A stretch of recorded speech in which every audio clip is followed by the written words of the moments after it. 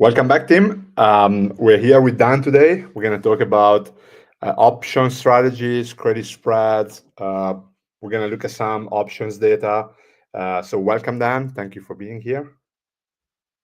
Hello, Fabio. Very happy to be here and excited about all the new stuff we're going to take a look at. Yeah, as always, before we start, let me just run our disclaimer for a few seconds, and then we can go into the data.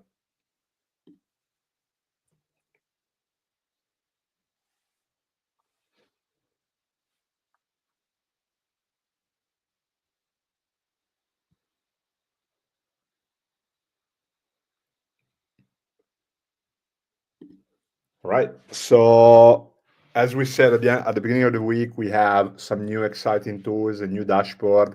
And today with Dan, we're going to go over some of the things he looks at when looking at options, credit spreads, and all of that. So Dan, without further ado, I'll pass it on to you, and let's go into the charts, and let's go and see how you put together your plan for the day. Yes, thank you, Fabio. I hope everyone sees my screen well. If not, please let us know. So if you haven't taken the time to take a look at this amazing dashboard, please do. This would be a weekend task. So today we're going to look at the new dashboard and how to look at it, maybe not only as a day trader, but more as an options trader with longer dated strategies, which are the known stuff like the metrics and our 20-day swing model, but also at other metrics and things you might have not seen, and how you can boil these things down in setting up a trade.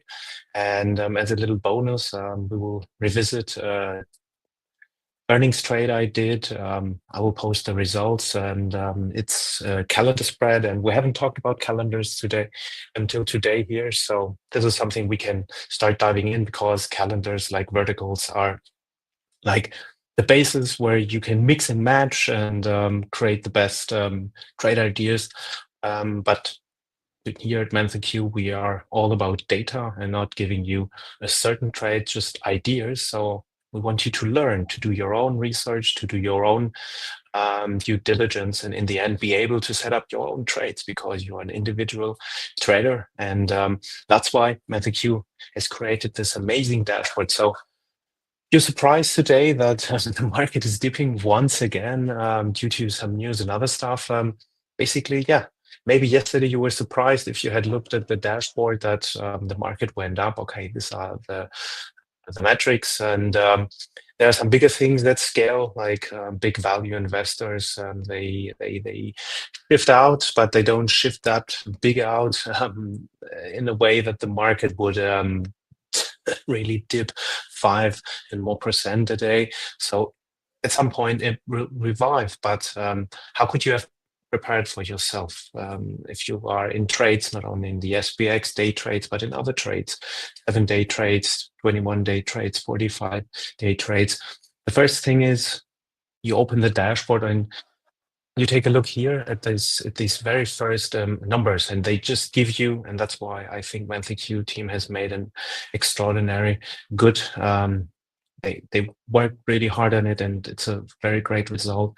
With one look, without looking at these things down here, which we'll take a look very soon, you can see in which environment we are, because trading options and the options market and everything around is quite complex. There's so many things you have to look at and you should be aware of, and that's very difficult, because when we trade, we want to be in our zone, and we want to spend time. We want to spend time on our trade ideas, but we don't want to spend too much time, because in the end, time is money. If you take like an hour to set up a trade to make $100, hey, that's okay. If you make $100, then you get paid $100, but the risk reward is normally worse. So that's why I think MenthorQ and the whole team behind of it have made a very, very nice approach to this. And how would I use it? The first thing is, will I open SPX even if I'm not in SPX or others? Yes, I will, because I want to get a market breather. I will read the daily newsletter MenthorQ provides, and I will take a look in which environment are we? What kind of trades do I want to set up? if you think of the Max 7, do you want to be in some bullish trade right now? Maybe not today, but maybe on the long run, because things will bounce. So let us take a quick look. What do we see here? First of all, we have the option score, which basically takes all the options and gives us a very nice insight where we are. And basically, we are in a bearish environment. We see that we have high volatility, which is nice. For example, if you know there's high volatility, what could have been a trade for today? Yeah, maybe a long straddle. One side loses, the other one makes more. So in the end, you make money on this.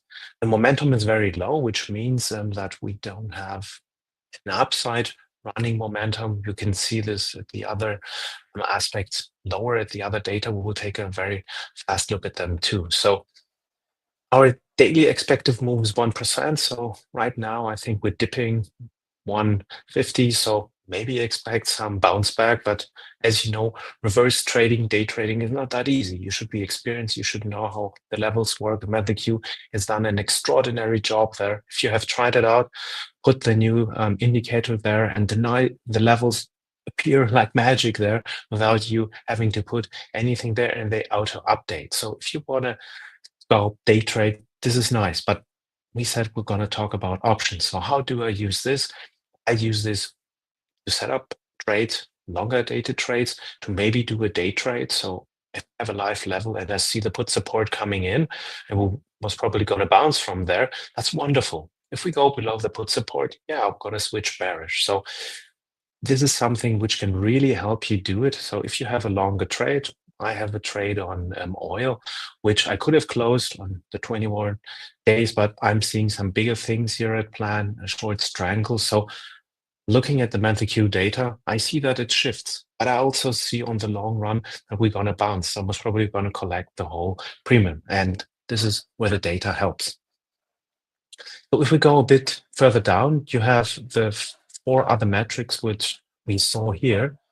So if you got a quick look at them, you know, we are in a bearish environment. You also get here the negative, but if you want to know more about it, you take a look here. So you see the models which give you a better insight. And people who have been following me for some time or see my trades, they know, what do I trade? I do trade theta, which is time decay.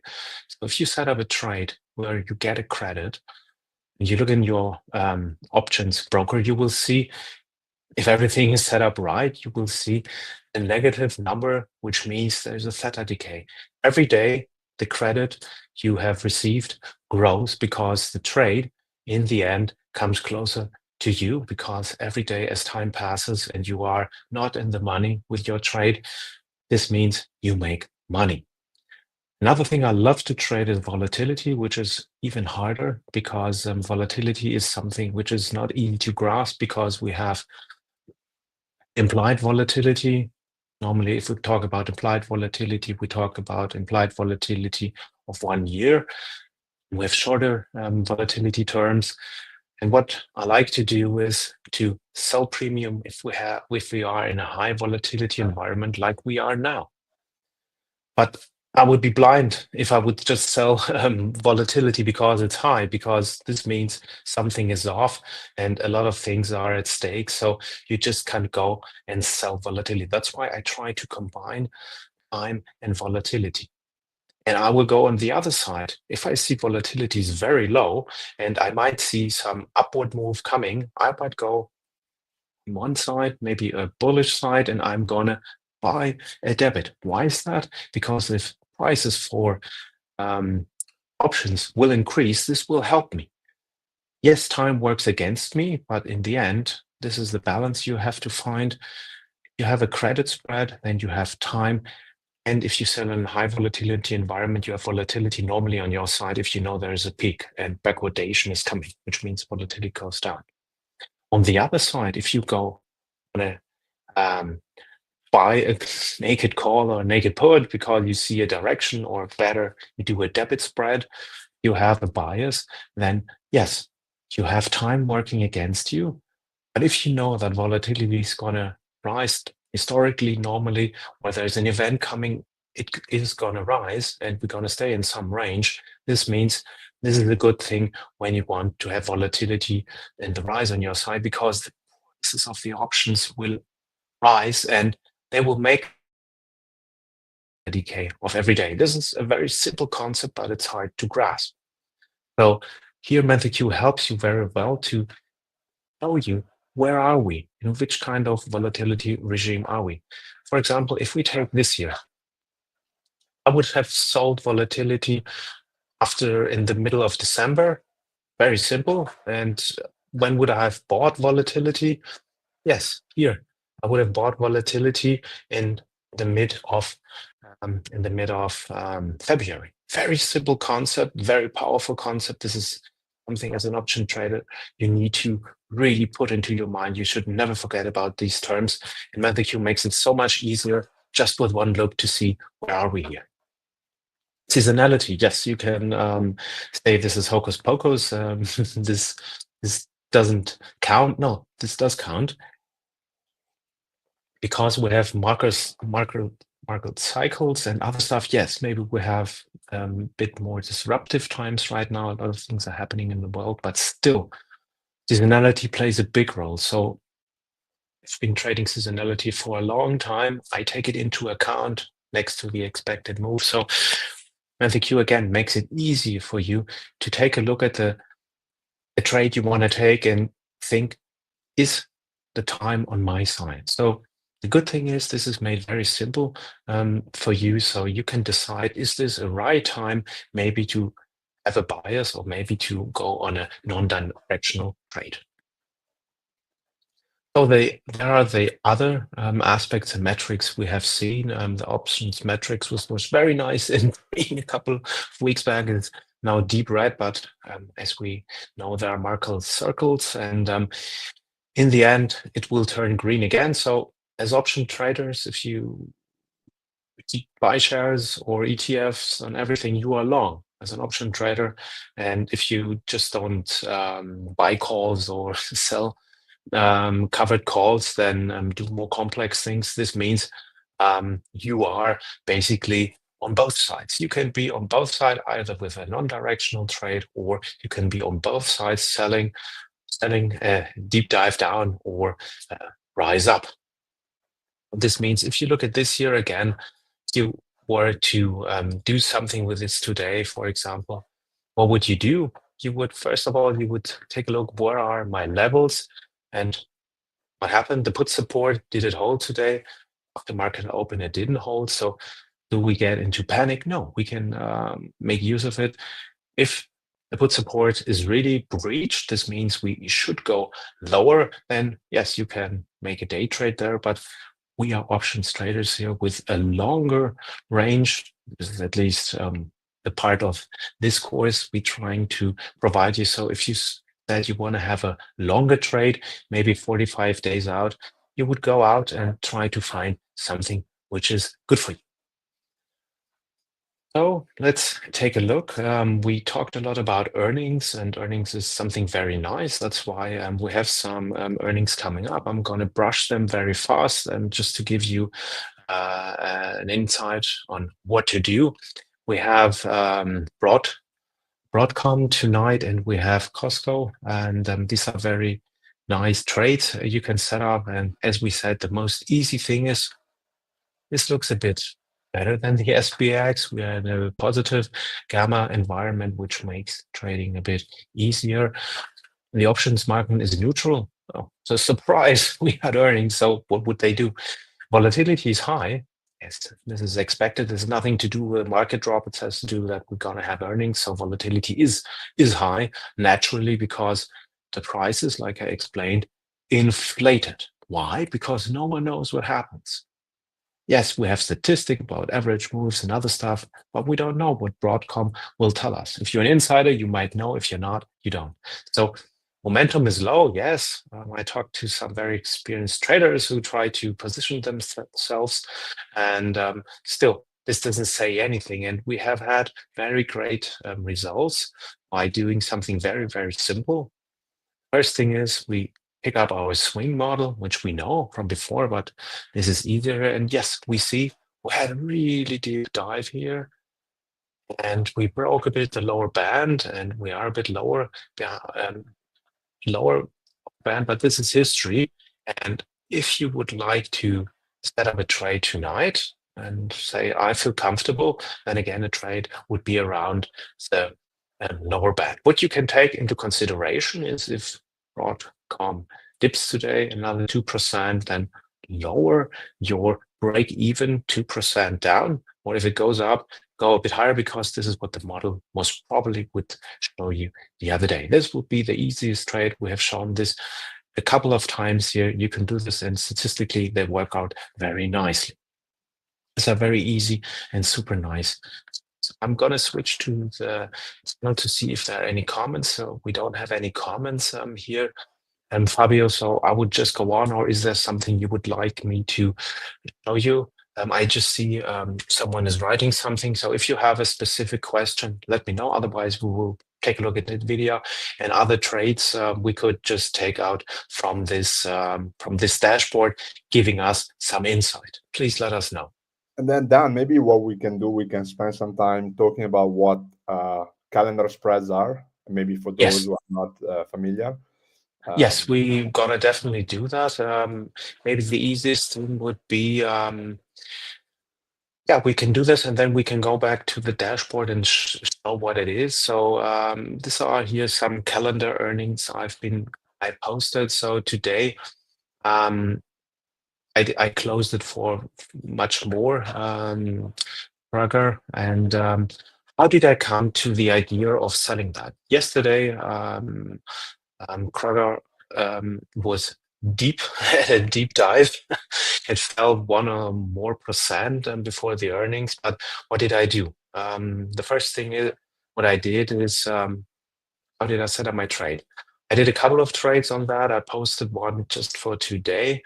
Let me switch 1 second, and then I will explain what a calendar is if we have everything here. So come on. Oops, sorry, I'm still a bit flanky here. So before I explain what a calendar is, command. So nice and easy. Again, volatility high, neutral opinion, no surprises, positive gamma environment. What did I do? The first thing I did yesterday was I went to the swing model. And yesterday, the swing model was higher. It was at 62, 63. You can see it here. And this is where I thought this might be some break even on the downside. And I looked at the positioning and everything. So I said, yes, we could do a very easy bull put spread here. Most probably very successful. Sell 20, 30, 50 of them. But how can I make even more money? More money you can make if you expect a stock to stay in range. You can have an iron condor or an iron fly, but I prefer the calendars, and I will show you why. But with this, we know that most probably, with all the data MenthorQ provides us, the stock, even if it had a dip yesterday, will go up. What did it do? Surprise, the stock went up. What we see here went up 5%. Is this a surprise? No, because you have the right data. So you shouldn't be surprised. You should bring a smile to your face because you have the data maybe other people don't look at. So let me make this a bit wider. Yesterday, when we entered, I entered, it was 62. And what is a calendar? And you have you have different calendars. A calendar is something very, very simple. Calendar always consists of two options. You can mix them. There are two naked options. The only difference is not with a normal vertical, I will say normal vertical, like a bull put spread or something like that. They have different expirations. This is no surprise. That's why they call calendars. We will see how we can mix them, flavor them. But there are two ways. You have a long calendar, you have a short calendar. This here is just called calendar spread, which makes it easy. They have some very nice explanation here. So basically, this is a mildly bearish, mildly bullish strategy. So in the end, we want things to stay in range. So what did I do yesterday?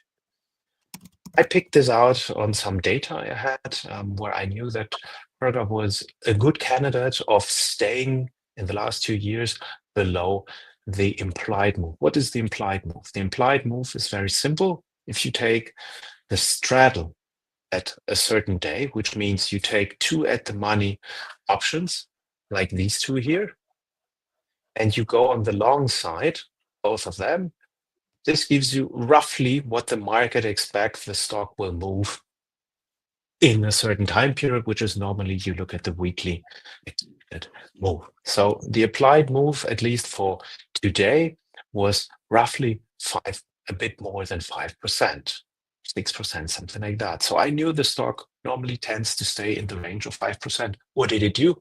Oh, it stayed in 5%. Would have been even better if it had stayed at 1%. You see here, we would have made even more. How much did I pay for that stuff? I did it early. I paid like 20 or something. And if it's just moved 1 or 2%, we would have doubled or even made more money. Why do I like this kinds of trade? Because the volatility trades. What happens before earnings? Let us switch back to the amazing dashboard here. What happens before earnings? Volatility is high. Market is neutral. Volatility high means high prices. What happens after an earnings? After everything is released and everyone knows what Krager was hiding. Volatility drops because everyone who has sold puts, bought calls, and positioned themselves with big portfolios, they unhedge. So this means the market will move according to the digestion of this earnings, but the prices of the options which are close to the expiration date of the earnings event will deflate. So this is called IV crush. What happens before an earnings report? We have an IV rush. So this is something you can play. We will deep dive at some other point on that, how you can make conservative 5 to 10% without risking too much before on the day of earnings. And you can make even more longer before when you make advantage of that and how you can use MenthorQ data. So very easy. If you find a stock and you can follow me on these things, I try to post them early. I will even start writing about some of these things I have in mind in the beginning of the week. So you have 2, 3, 4, 5 days maybe to prepare yourself and be ready to take a trade if you see fit. But let's switch back. We saw that we are in a neutral environment. Volatility is high. So this brings us back here. So the thing is, the short lag, the 63 call I sold, was elevated. It had very high volatility numbers. And this thing drops not right away after the market open. This is one of the big mistakes. People think all the all the options lose the IV as fast as the market opens. No, it takes some time, some faster, some slower. You get to know your stocks, but the short lag, this will be more impacted by the IV crush than a bit further out. You could go even further out, let's say a month, which would be the 4th of April. Why didn't I choose that? Why did I try to make things easy? Because I believe in liquidity. And the problem was with the month out, which is a bit safer, it's a bit more expensive, a bit safer, is that liquidity wasn't there. So I chose the most liquid options. Plus, I had a benefit. I saw other very experienced traders setting the same trade up. They set it at the money at 62 or a bit lower, and they didn't make money today. Why? Because it didn't have MenthorQ data showing them that we expect the stock at least to rise a bit. And this is what it did. And I looked at the data and I knew at least at $66 today in the first 2-3 hours, the stock should stop. What did it do? It did exactly that. So I was sure I'm gonna, and with all these ones, I closed them right before we started here. I would be able to at least buy a good cup of coffee, and these are a lot of good cup of coffee. So back to what a calendar spread is. You have one option in one expiration circle, and you have another option, another expiration circle. Normally, and this is when we talk about a calendar, you have only one side, you have the call side or the put side. Yes, you can put them together, and then Yes, this means they are. You can mix them with puts, but then you need 4 legs. We'll deep dive into that another time. But a simple calendar spread is just 2 options at the same strike price, just with different expirations. No matter if it's a call, no matter if it's a put. And the big difference between them is that they both have a different IV, which if you would go a bit lower, you see the implied volatility. This is very simple here because it calculates a mixed IV. Better if you go into your broker and look at it. And for example, I have numbers somehow roughly in my head.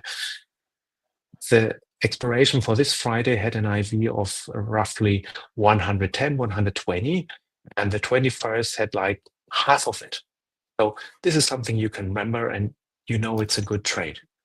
You go into the dashboard. If you have picked out some earnings, you see, is the market neutral, then volatility elevated? How has it reacted? Where are the put and the call support for this week? Where are some other expected moves? So will we stay most probably in range? Then you take the 5-day swing model to see where we will go. If we know we will go up, yes, we will choose calls. Why? Because if we go higher, what happened today? This call here, I could have left it open. Wouldn't care because it would go worthless most probably in the end of the week and collect the whole premium. Why didn't I do that? Because we have a very flaky market, and I wanted to be on the safe side, and I have no problem. I made I don't know, I have to look up at least I think 100% because I had some nice orders there, and they filled very fast because I was at a very liquid spot, and it was very nice. So this is the very, very simple thing. We could do the same thing with puts. When would I do that? If the 5-day swing model would signal me we have an upper band, then I would expect the stock to drop. If the stock doesn't drop and it still goes up, we're still in range. The important thing is that we are in range, and you can do a lot of things with calendars. Another thing you can do with calendars is, I will show you now, is you can just switch to that, and you can just switch to that. Now we see this wouldn't work because we would have a vertical with an aspect, which is a diagonal, but okay, we are a bit far out. So let's go. Give me a second. So give us some fantasy on the 20th, and let's go on the 7th. So if we expect the market to go up, we could sell debits. We could sell a credit spread in our head, but make it easier for you to understand. Give me a second. So that would be a very simple credit spread here if we had the 20th on the 17th. So the expiration would be April the 17th. But if we want to be more advanced, and we said, yes, I'm going to be ready to take some money into my hand, and I believe that we're going to go up, but we will stay in some range because the market is flaky, then we could do diagonal spread. We could also do it on the other side. We would get a small credit if we believe the market would still stay in some range, but we have no risk on the downside. We still get a credit, and because this option decays faster than this one, we can make use of volatility. So there are different aspects of using that. I will think we can make a proper course on this, or to not only set calendar, we will do calendars again, so you feel safe with simple calendars and when to use them, but how we can use the MenthorQ models of, especially of the 20-day and higher, and all the expected moves and all the things we see in the metrics, how we can use them if we have a bias, and use the calendar, because in this moment we make use of 2 things. We make use of theta and volatility. If we just have a very simple credit spread, it's mainly a theta trade, not that much a volatility trade. But if we add the calendar aspect, then we go into the volatility regime, and we can make even more money and be safer. But first of all, and that's the thing which I learned, you should be feeling really, really safe with a normal calendar spread. understand how it works because it's a bit different than a normal spread, but we will take an aspect and look at these things again. So let's go back to the studio and see all these questions I see here. Okay, Fabio, shall I take a look at the I will take a look at the questions here, and then we can start answering. Oh, Lucky Dow, I like your name. So suggest trade on Broadcom for earnings. We It's a good. cannot suggest. Yeah, we cannot That's suggest. basically we don't give. Yes, we can look at the data, but we don't give certain advice. What I can provide you is if I take a trade, something which I think is notable, noteworthy, I will post it there. Right now, the simplest thing would be we showed you a lot of data. If you missed this, please pick it up. But let's go back. We can go to Broadcom, and the first thing is I would be again neutral, high volatility, yes. And I think we could do is again a very simple thing would be to see the 5-day swing model and see if we can put a trade up here with a break even here. That would be the most simple trade, and most probably the trade which will benefit you the most. Couple of things I can say now without needing to post them. This is no advice. This is just things I've seen. We have a lot of dark pools, like dark pool activity, which are a bit higher, which means I see a range in between 200 and 170. If you want to be on the safe side, maybe put your break even at the 170, and another trade could be put up an iron condor if you believe we stay in range 170 to 200. Would I take a calendar here? No, because AVGO Broadcom, if you have looked at the latest earning events, it used to be a stock which didn't move much. Normally implied was bigger, then it had a couple of crazy moves. So I would be concerned that maybe we have another crazy move and then everything blows to pieces. And you had asked me 1.5 years before, I would have said, yes, this is a trade we can do a calendar on, or maybe an iron condor or a skewed one if we take the MenthorQ data. So this is something you can take in consideration. And one last thing here, which is very, very helpful, you can see how today broad moves. You should take a look at the charts and everything MenthorQ provides, and you can see the daily changes. So another thing here, you see it's not deep red, it's not deep green. But another thing, if you want to set it up, I talked about the 170. So the general is 150. Most probably you don't get enough credit here. The 170 is something very nice, 165.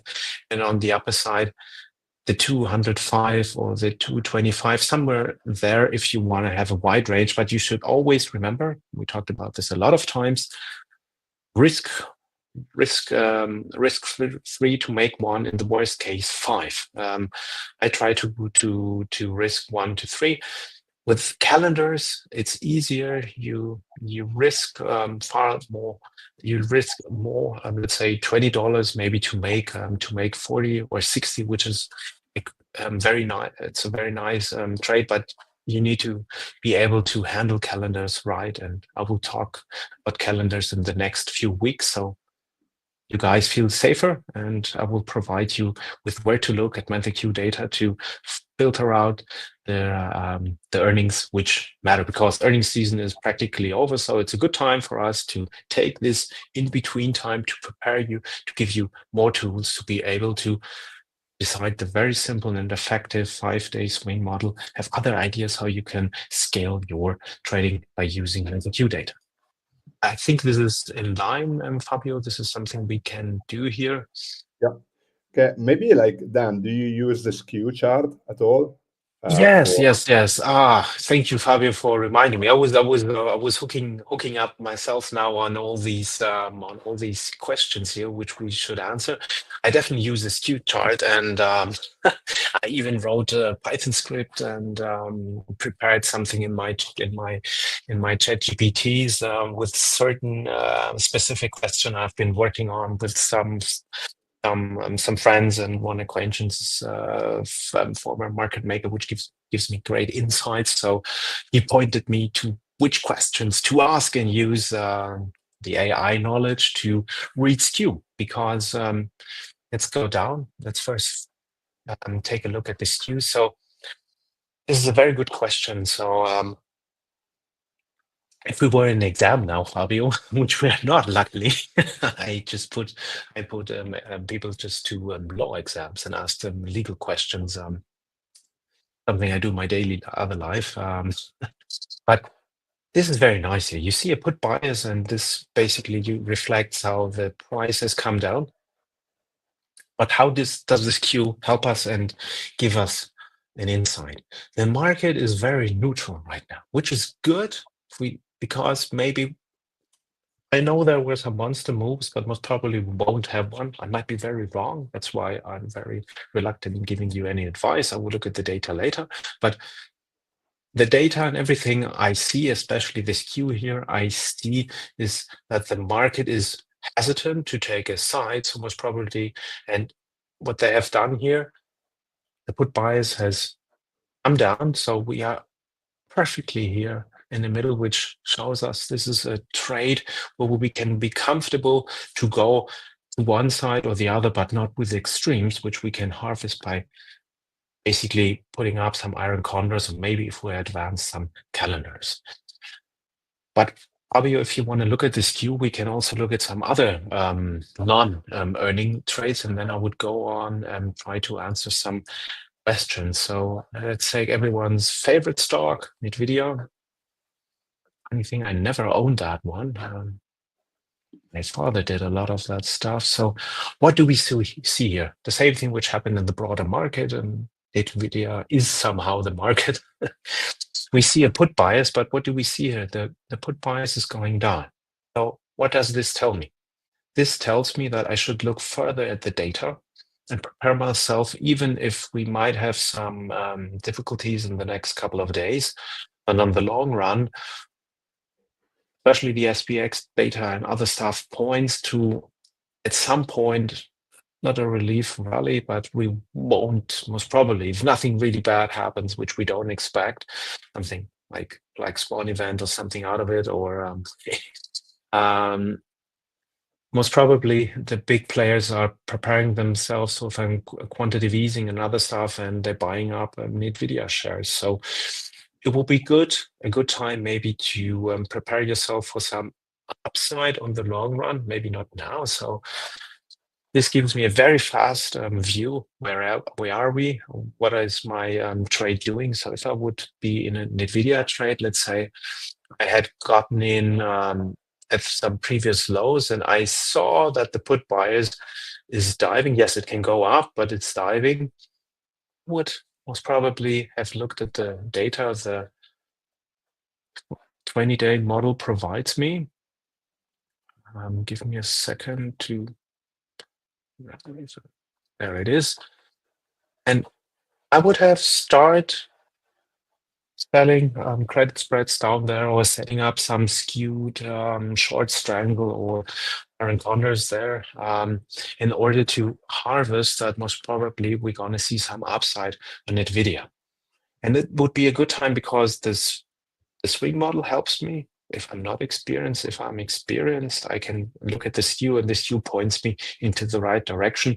It gives me basically an idea what the market thinks of it, and where the market is going.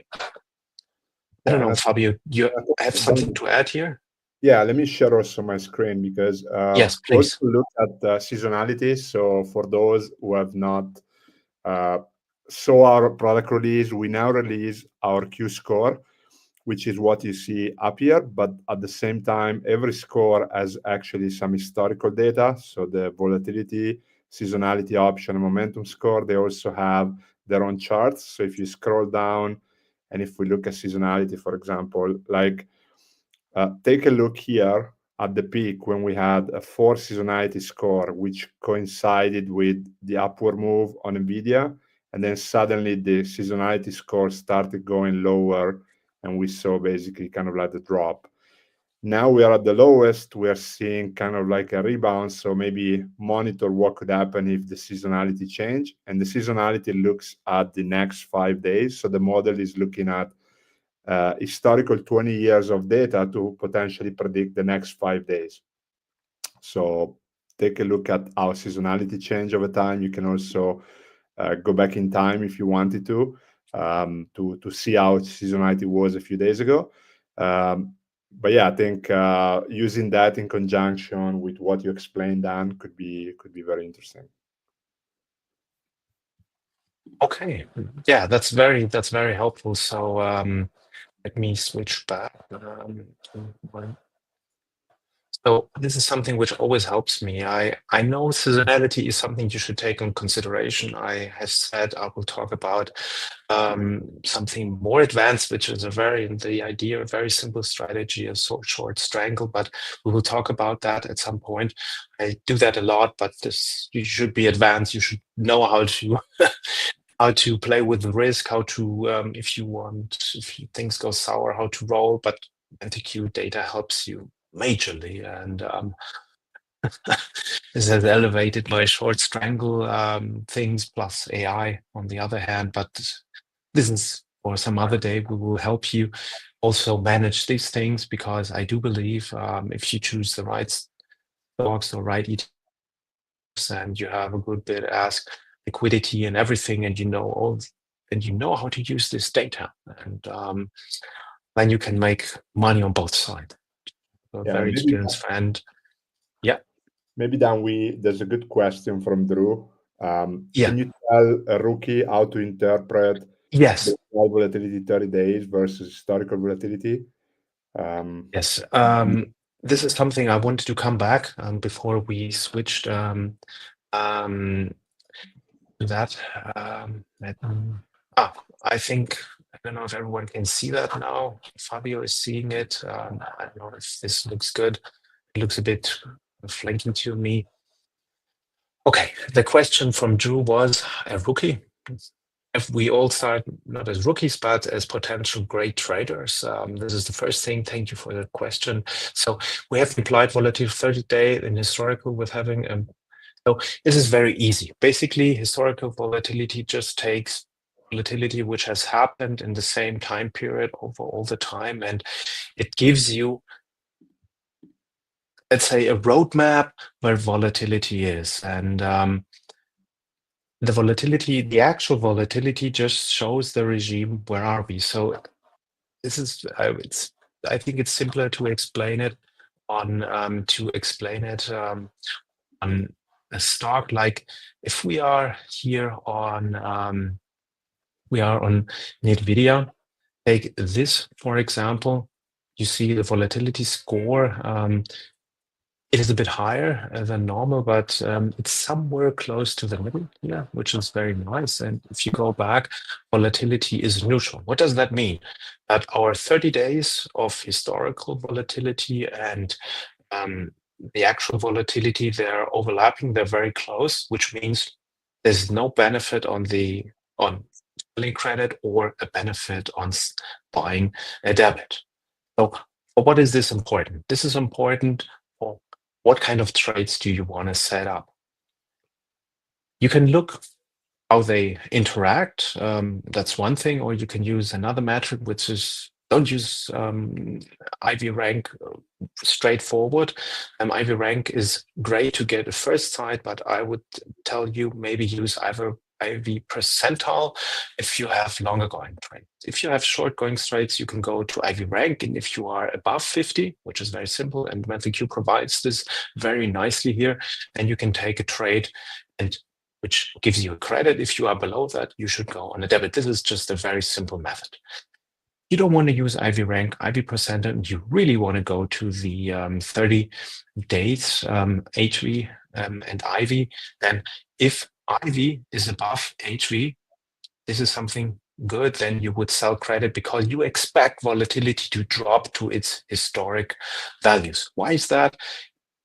I don't know if you have had the bell curve in school or at college or at university, but everything tends to go in the middle. And this is what the whole concept is, that in the end, an elevated IV or a very lowered IV will go back to its middle. So we talked about earnings. What happens? IV goes beyond the historical values and will drop down close to the historical values. This is a very simple concept, but it's if you put these questions, then you're not a rookie anymore. Does this answer your question? If not, please tag me in the Discord, and I will elaborate even longer. And I will post something in this chat here, which you can see during this call. So maybe you can get more out of it. And the other thing, Dan, we also have one of the models, which is our main chart, which basically will show you the historical price of an asset. And then at the bottom, you have implied volatility versus historical volatility. So in white, you see the historical volatility, in red, you see the implied volatility, and then obviously you see the IV rank. I think the IV rank, and we have a lesson on our academy, is key when you want to decide on when to sell or buy options. So when you are in an IV rank, maybe below 50, then you are in a low volatility environment. When you are between 50 to 100, you are in a high volatility environment. So it's probably safer to sell option than to buy, just because you are going to get more premium. And also, Dan talked about volatility crash. So if you buy option when volatility is high, most likely you're going to lose money because the volatility will drop to its kind of like average. So from the chart, you can see basically where we are now. So we are implied volatility is much lower than historical volatility, and our IVR is 39%. So this is very, very accurate what Fabio said. So, and if we take these two aspects, we have a 5-day or 20-day swing model, which is like has a lower band. Plus, we see that we have an IV rank which is around 40, and historical volatility is high. What will happen? Volatility will rise. It's not due to some earnings which are due in 3 months, but it's just the fact which we see here. So what kind of trades would we like to take here? In this kind of environment, most probably a debit trade would be better than a credit trade. Because if prices rise due to rising volatility, it's hard theta to beat this volatility driven price rise. So I hope this answers you. I posted some other stuff here. I have a lot of documentation on that, so it was easy for me to pick that out. And to add to that, Dan, in about an hour and a half, we're going to be live again. And please, guys, come join us. So we're going to actually, so if you are interested in looking at volatility, we are going to be live with Ryan at 12:30 today, Eastern. Ryan is an ex-market maker, so we're going to go over some of our new models, in particular our volatility smile. We're also going to talk about Skew, and we're also going to talk about term structure. So for those who are interested in learning more about volatility, please don't miss that. We're going to be live there in about an hour and a half. So follow us on YouTube, on X. We're going to be there. I'm trying to answer a question of XH options trading. I use interactive brokers and Schwab's, but this is everyone can use what they want. Have the things that I'm in Europe and I need to do some things for taxes. So that's the thing. So I will have another question here, Fabio, from Andre. What would you suggest to add to that swing model to make my thesis more compelling, not just depending on the swing model? Like add the momentum, or would you do that? Basically, what would I add? Basically, the swing model as its own is a mixture of the quantitative data MenthorQ provides you every day and technical analysis. So if you believe in these two, and you have everything there. If you want to enhance that and go more advanced and say, yes, this is just my entry point, my simple entry point, the next thing I would do is look at the matrix. How do things evolve there? What is the expected move? Rio is showing it right here.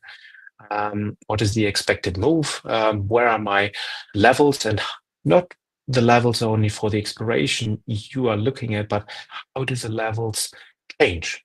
Let's say if you have a non-directional trade, it's very important to look at the higher and lower levels to be able to just see where most probably the trade will stay in if you don't want to set it up by delta. And let's say you have a short strangle, and a lot of people take the 20 and 16 delta and so on. I prefer to mix and flavor that with the data I get from MenthorQ. We looked at the skew. So if you look at the skew, the thing is, like, you get an idea of what the market is, where it is going. So we see here that in this environment, the put bias is retracing. So we can expect maybe some move on the up, and this is something nice. And the other thing which I talk a lot and which is very hard to grasp for most people is the DAX. So what does the DAX show us? The DAX shows us, I love here, very simple to understand, basically how the market makers hedging. What do they have to do if we have a move there and we have a move there? And basically, very simple for you. If we have the call side and we have a lot of calls below the actual strike price, this means this is a supportive environment. And if we have a lot of calls on the upper side, these are potential targets.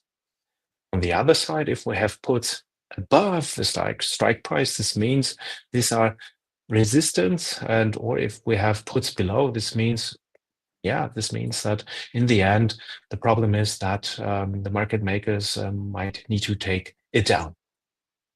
So this is the three things I would use in.